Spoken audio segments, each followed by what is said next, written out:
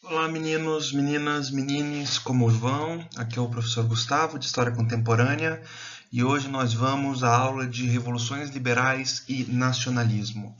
Meninos, essa aula é de extrema importância porque ela fecha um ciclo, tá bom? Ela fecha um ciclo desde a Revolução Francesa até esse ponto, tá? Que a gente vai até 1848, tá? 1850, por aí. Porque ela fecha o ciclo da ascensão da burguesia, da história da ascensão da burguesia como classe dominante. Então, se você pegar esse bloco de Revolução Francesa até 1848, você consegue entender bem como funciona a ascensão da burguesia e esse movimento de transformação da Europa. Tá? Vamos começar. Então, tá bom.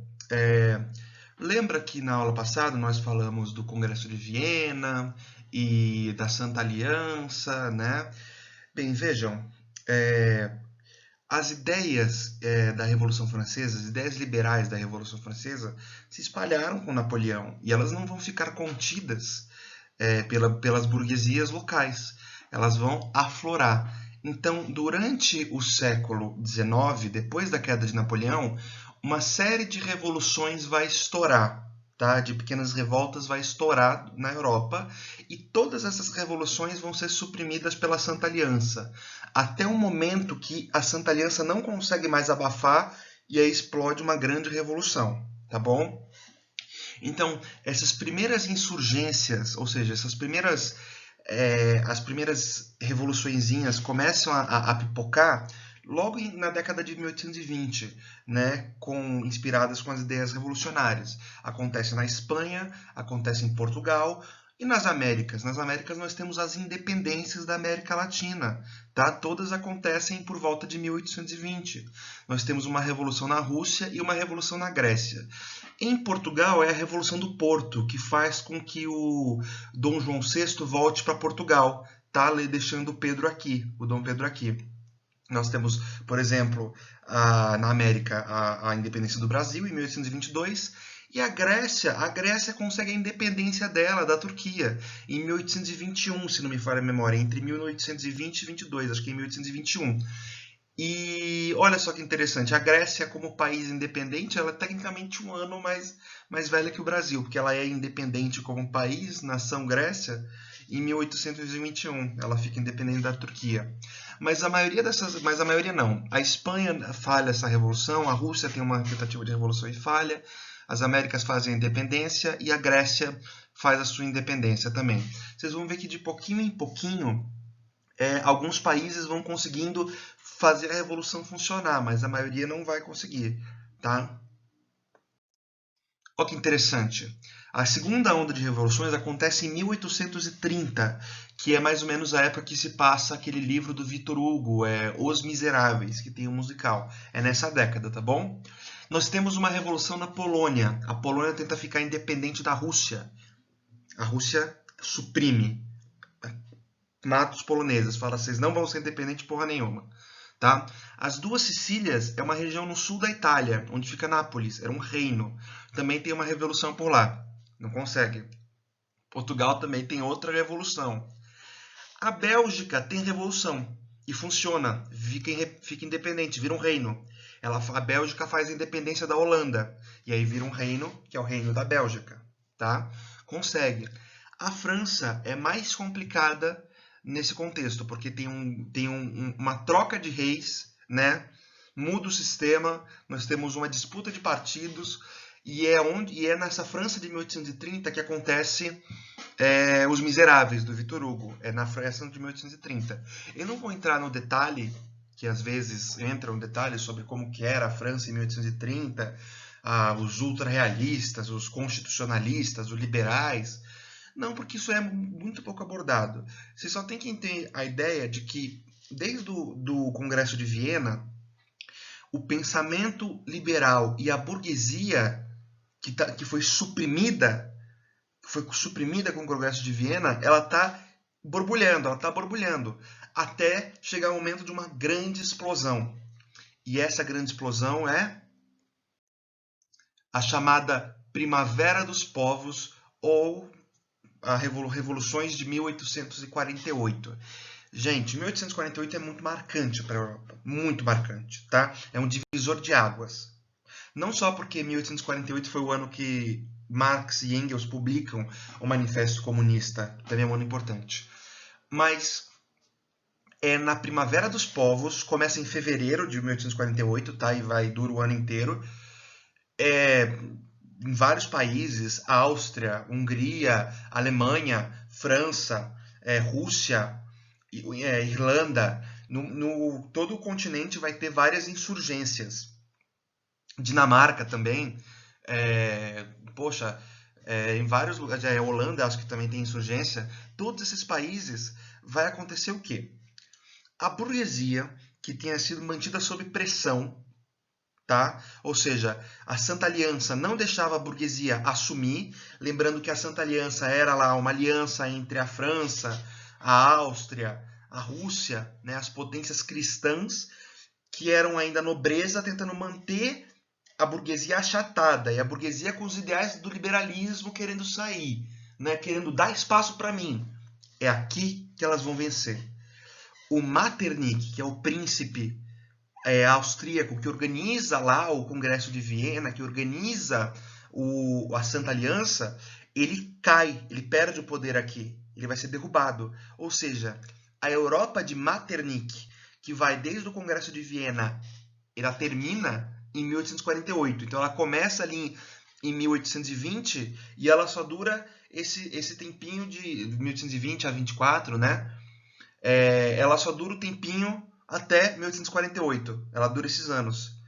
Da queda de Napoleão, do Congresso de Viena, 1819, né, 1820, até 1848. São 28 anos de Europa de Metternich, de uma Europa com regimes ainda autoritários, com reis, né, mas cujo liberalismo já era uma vontade da burguesia, e a burguesia queria esse poder. Então é a onda de revoluções, e é uma onda de revoluções que assim, a burguesia se insurge, o proletariado se insurge, tá bom?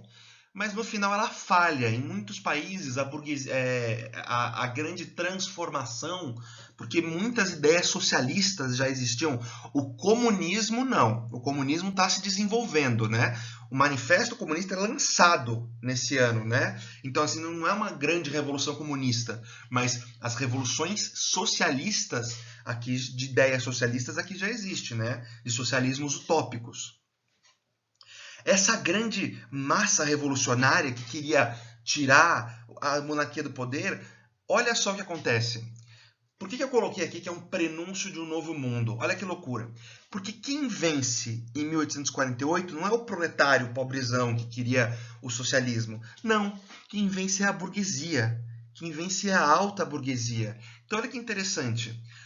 Lá na época da Revolução Francesa, em 1789, quem fazia a revolução era a burguesia. E quem era conservador era a nobreza. Tá bom?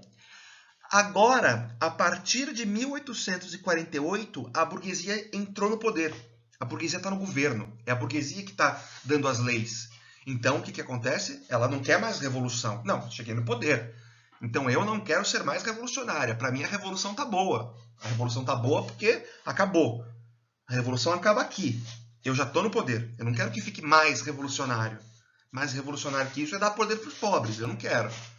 Eu quero ser do governo. E eu já estou no governo. Eu estou na posição de poder.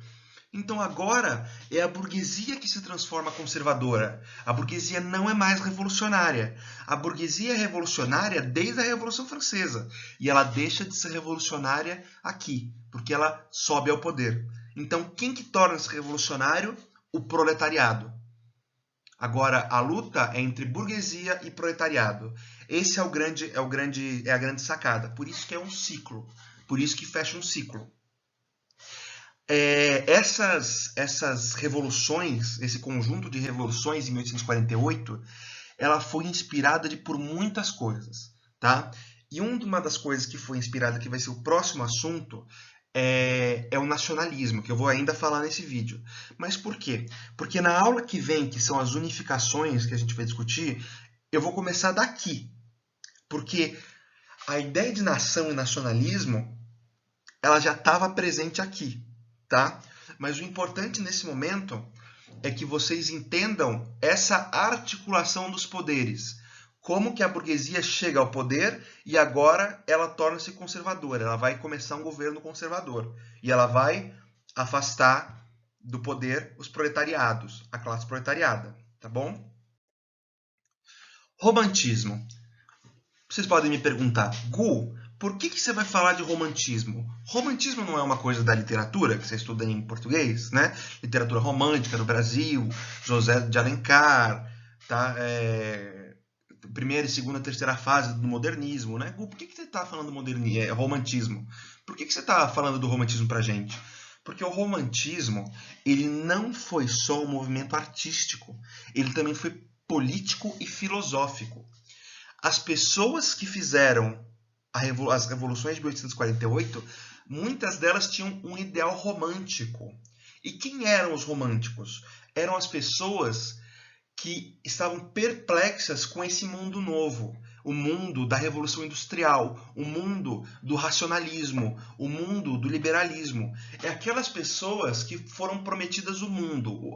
O modernismo, né, os modernos, os românticos, os racionais, prometeram um mundo novo para elas e elas não encontraram esse mundo novo.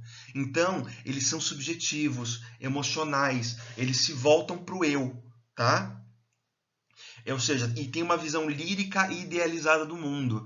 Então o romântico é aquele amor dramático, né? Madame Bovary, que todo mundo lê. O romântico é aquele pensador romântico que fica horas pensando, subjetivo, escreve poesia, né? O romântico também é uma ideia. Uma ideia que está presente na história. Porque os românticos vão achar também que a história pode ser vista com o ideal romântico. Então eles vão romantizar a história e vão começar a fazer o quê? Vão falar que o passado era romântico. Então, de repente, a Idade Média começa a virar uma época de cavaleiros e donzelas matando dragões. É uma visão romantizada da história, tá bom? Então, o romantismo como movimento ele afeta e é muito presente nessa época. Ele afeta as pessoas e é muito presente nessa época. Aqui uma pintura romântica, tá? O Peregrino sob o Mar de Névoa. Olha como ela desperta essa emoção. A gente não sabe se o peregrino vai se virar, a gente não sabe o que ele está pensando.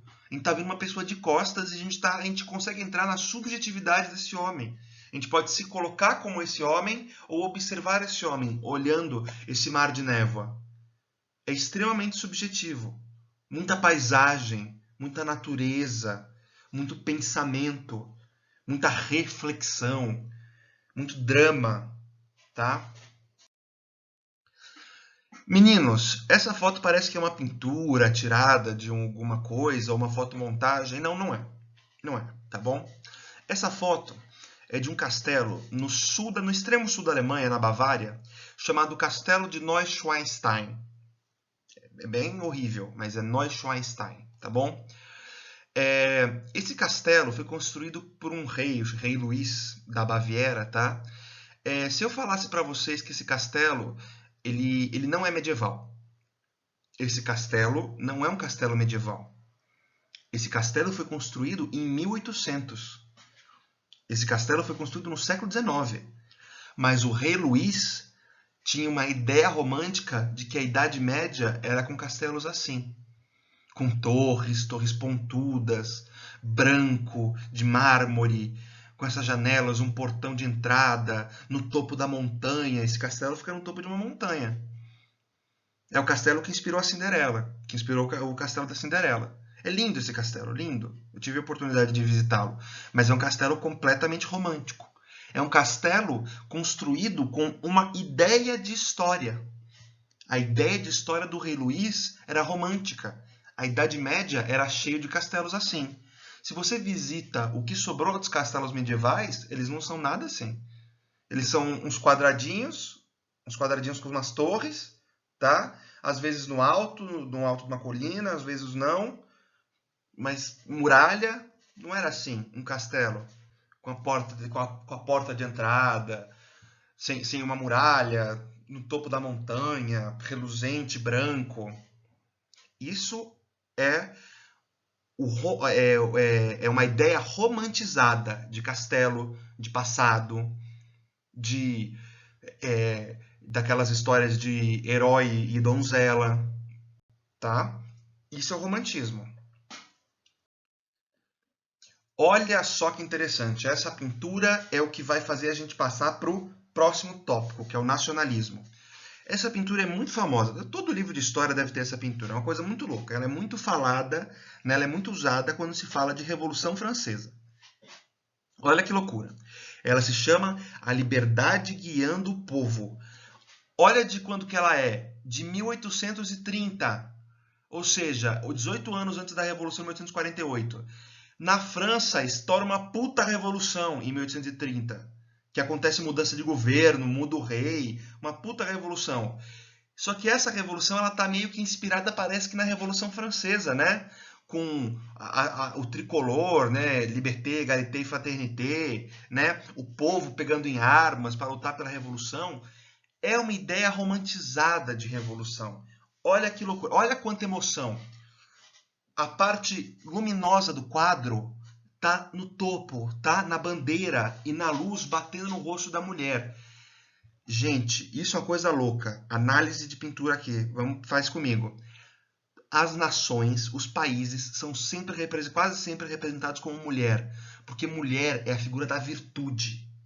É uma figura de virtude. Então, olha só. De um lado, a mulher está carregando a bandeira da França, guiando o povo para a liberdade. E na outra mão, uma carabina, uma espingarda com uma baioneta. Tá? Atrás dela, o povo, com armas, sabres, pistolas. E no chão, uma figura ajoelhado aos pés da liberdade, pedindo, por favor, me liberta. Olha só quanta emoção. E o povo vai ser guiado e escolhe ser liderado pela liberdade. Tá? Olha que danado de representação. E outra, a gente sabe que pode voltar à Revolução Francesa por causa do chapéu que a liberdade está usando, que é esse chapéu vermelhinho, esse barrete.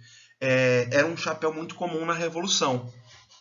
Então você vê como é quase uma pintura que pode ser tanto de 1830 quanto de 1789. Você pode falar, essa pintura fala da Revolução Francesa. Não, essa pintura fala de 1830. Não, essa pintura fala de 1848. Olha, eu posso colocar em 3 contextos. Ela parece que tem várias temporalidades, de tão representativa que ela é. Ela é muito representativa. Ai, gente, eu gosto de pintura, vocês vão me perdoar, mas eu passo muito tempo observando pintura. Nacionalismo.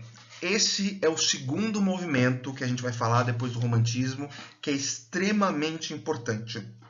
O nacionalismo ele vai guiar muito o século XIX. O século XIX é um dos séculos onde o nacionalismo é mais forte. No início do XX também.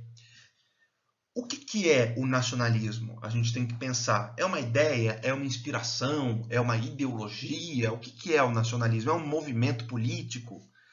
Veja, quando a gente fala de nacionalismo, a gente está falando de nação. O que é uma nação? Uma nação é um país? Uma nação é um estado?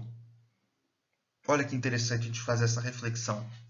Veja, alguns historiadores do nacionalismo, Hobsbawm, Benedict Anderson, tá, que escrevem livros sobre isso, eles vão todos falar, gente, existe uma coisa que é o Estado e a nação, tá? Que são duas coisas completamente diferentes. O Estado é um corpo jurídico, burocrático, é o governo, são os ministérios, as associações, as repartições. O Estado é uma organização política judiciária, basicamente. É uma organização burocrática. A nação não. A nação é quase que uma inspiração, é uma ideia. Veja, O nacionalismo vai criar o sentimento de pertencimento nas pessoas, de que as pessoas pertencem a um lugar. Então, digamos que eu seja um francês nessa época. O que o nacionalismo vai tentar me convencer? O nacionalismo vai falar: Gustavo, você é francês. Você pode ter nascido no interior da França, você pode ter nascido em Paris, na praia ou na montanha, mas você é francês. Mas por que eu sou francês? Gustavo, você nasceu num território que é historicamente francês. Você fala uma língua que só os franceses falam, que é o francês. Você tem uma religião que é a religião dos franceses, que é a religião católica. Você comemora os feriados que a gente comemora, que são feriados franceses. Então, olha só, é uma construção de uma ideia que é a nação. A nação, para os nacionalistas, a nação vem antes do Estado. Quando você vai para a guerra lutar, você vai lutar pela França, você vai lutar pela Alemanha, você vai lutar pelo Brasil. Você não vai lutar pelo Estado brasileiro ou pelo corpo. O nacionalismo, ele é carregado dessa emoção do romantismo, tá? Olha que interessante. O nacionalismo, por que eu coloquei aqui, ó, a importância da história? Porque é nessa época que os historiadores vão começar a ficar importantes. Por que os historiadores vão começar a ficar importantes? Porque os nacionalistas e muitos políticos nacionalistas vão falar para os historiadores. Fala, historiadores, por favor, me escreve uma história da França. Me escreve aí uma história que todo mundo pode se identificar. Uma história que tenha heróis. Uma história que tenha dias para a gente comemorar. Escreve uma história que parece que a gente pode se lembrar dela, que a gente tenha memória, que a gente possa lutar por essa memória. O que é? É a história nacional. É nessa época que aparecem livros A História da França, em 5 tomos. A História Concisa, né? É nessa época que aparece um livro de histórias de países, como se o país fosse uma pessoa. Por quê? Porque o país tem uma história.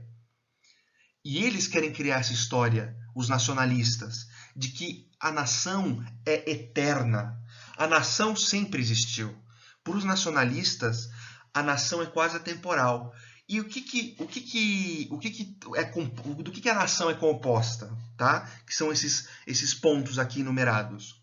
A nação é composta do Estado, que é o corpo jurídico, que é o governo, as suas leis, tá? A nação é composta de um território. Esse é o território dos franceses. Aqui demarca França. Aqui nasce quem é francês. Aqui nasce quem é alemão. Aqui nasce quem é russo, inglês, o que seja. Tá? Língua.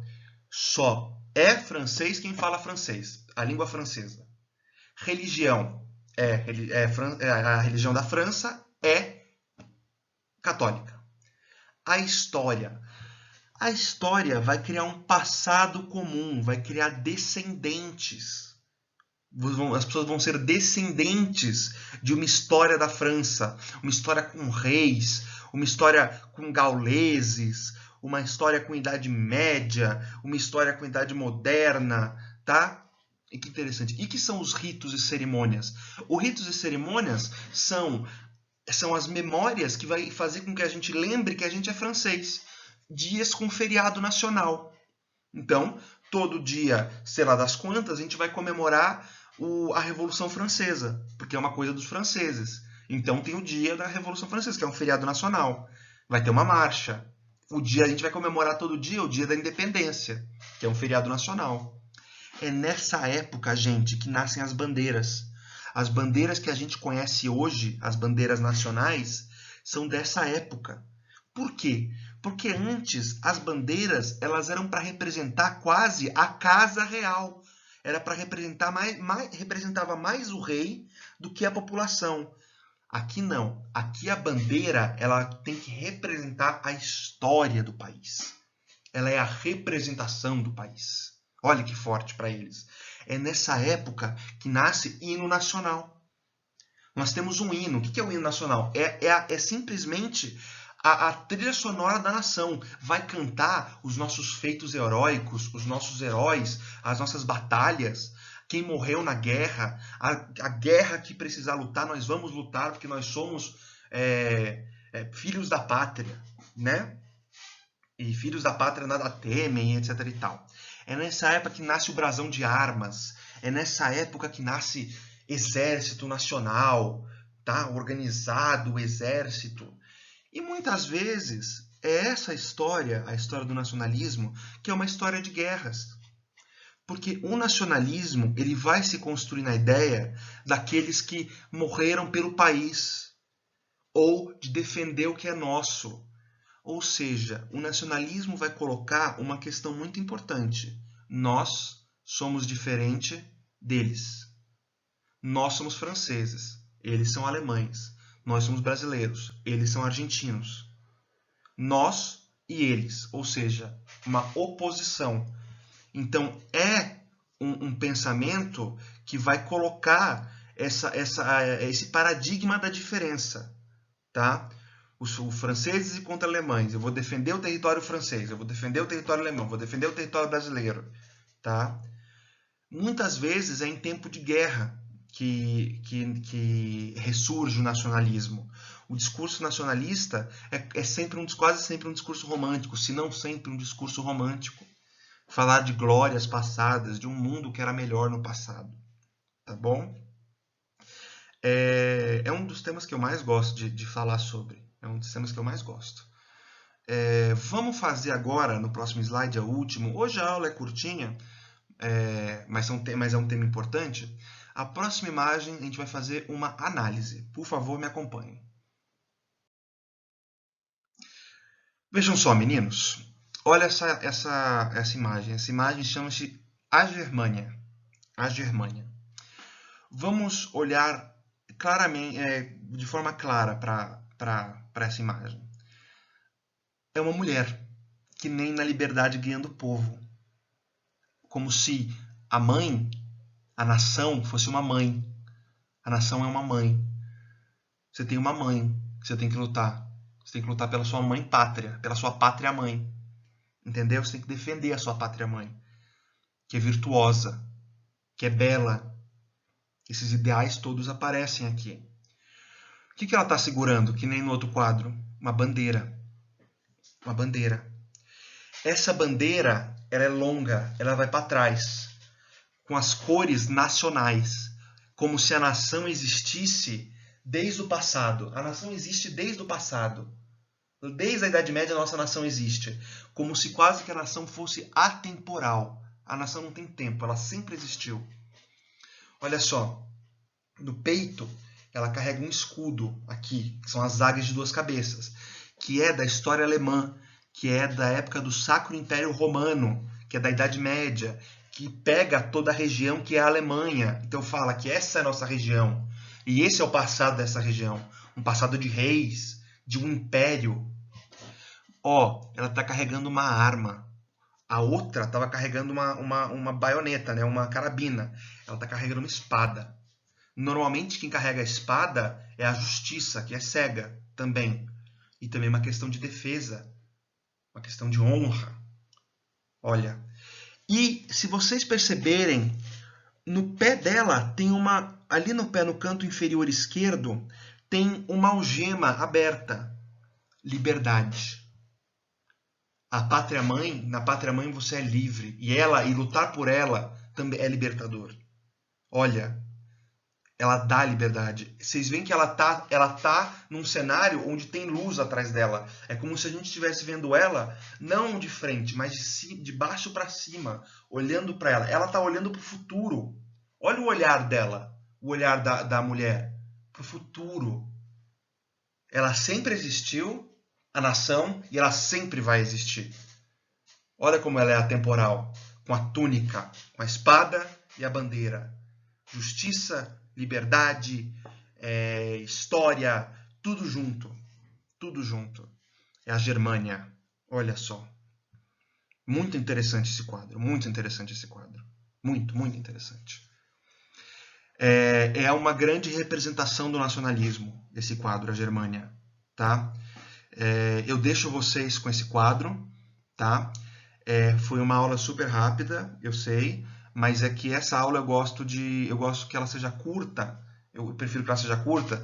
É um conteúdo menor, mas é um conteúdo que eu falo bastante, que eu falo demais, eu trabalho muito, né? E eu acho mais importante a gente pensar sobre esse tema e analisar as imagens, tá? Porque quando você passa com isso numa revisão, você vai ter nacionalismo. Quais são as características do nacionalismo? Nacionalismo, movimento do século XIX. E aí você vai ver. Eu acho que aqui a gente tem que pensar o que é nação, por que nasceu isso, de onde isso vem, quando que aparece o sentimento nacional. Aparece em várias horas do tempo. Em várias. Apareceu na Segunda Guerra Mundial, apareceu na Primeira, apareceu em 1848, tá? Discurso nacionalista aparece até hoje, tá? Então é isso, meninos. Eu deixo vocês por aqui. Eu espero que vocês fiquem bem, tá? Estudem. Qualquer coisa, chamem lá no grupo para responder quaisquer que sejam as dúvidas, tá bom? Um beijo.